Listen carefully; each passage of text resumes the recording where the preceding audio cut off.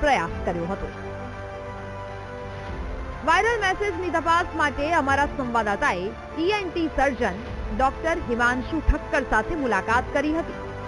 કાન, નાક અને ગળાની સારવાર કરનારા ડોક્ટર હિમાંશુએ ઘણા લોકોની સારવાર કરી છે, ત્યારે અમારા સંવાદદાતાએ તેમને વાયરલ મેસેજ બતાવ્યો હતો।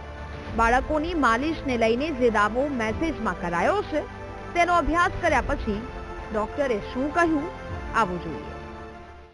નાકને માલિશ કરવાથી એ રીતે નાક સુંદર ના થાય અને બાળક જ્યારે જન્મે ત્યારે જે નાકની રચના હોય કુદરતી નાક એ રીતે એટલું સોફ્ટ હોય કે જેની અંદર બોન અને કાર્ટિલેજિનિયસ પોર્શનથી બનતું હોય અને જ્યારે 17 વર્ષની ઉંમર સુધી જ્યારે વ્યક્તિ પહોંચે ત્યારે નાકનો સંપૂર્ણ ગ્રોથ બને એટલે હાડકું અને એનું જે કાર્ટિલેજ હોય કમ્પ્લીટલી મર્જ થઈને પૂરેપૂરો શેપ થાય।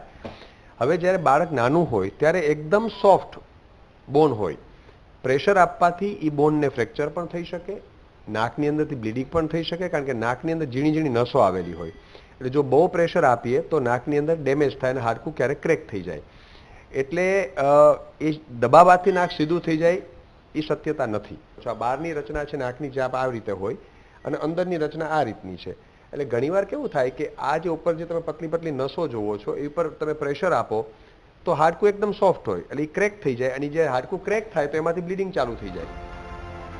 આમ ડોક્ટર હિમાંશુ ઠક્કરે જણાવ્યું કે આવી રીતે માલિશ કરવાથી ક્યારેક મુશ્કેલી વધી શકે છે અને નાકનો આકાર સુંદર બનાવવાને બદલે બગડી પણ શકે છે। જો નાક તૂટી જાય તો હોસ્પિટલમાં દોડધામ વધી શકે છે, ત્યારે ડોક્ટરે લોકોને સાવચેત રહેવાની પણ ટિપ્સ આપી હતી। ખાસ મારો અનુરોધ છે કે બને ત્યાં સુધી આવી કોઈ વસ્તુઓ કરવી ના જોઈએ કારણ કે સાયન્ટિફિક નથી। બીજું જ્યારે બાળક નાનું હોય ત્યારે એને નાકની અંદર ગ્રો થતું હોય એટલે ઓરિજિનલ શેપ જે હોય એ પણ બગડી શકે। ત્રીજું, ઓવર પ્રેશરથી ક્યારેક નાકનું હાડકું એકદમ જે સોફ્ટ હોય ક્રેક થાય।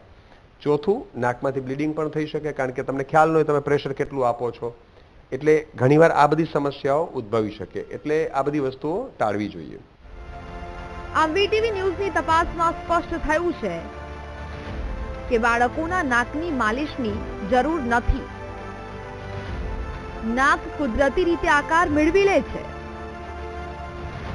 બાળકોના નાકની અંદરના ભાગો ખૂબ જ નરમ હોય છે।